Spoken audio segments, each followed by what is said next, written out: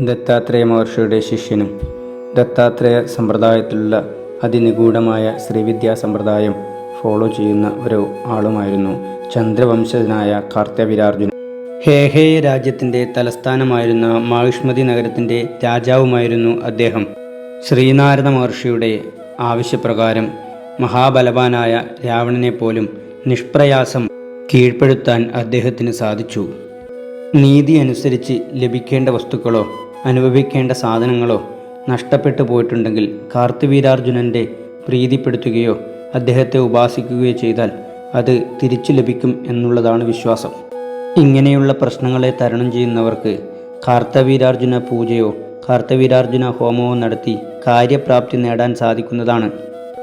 തിഷ്ടന്തം സിംഹയുക്തേ സുബൃധരഥവരേ സാരിസംഗാസ്ത്രചാപം Vidyut സംഘാതതുല്യ ദ്യുതിമണിവിലസത് രത്നമാലാധരോഗ്ര സന്നദ്ധം സാധുനൃണാം പരമസുഖവിദോത് സഹസ്രഹസ്താനാനാ ഹേതിം രക്താക്ഷമുദ്യത് ദിനകരസദൃശം കാർത്തവീര്യം Namami.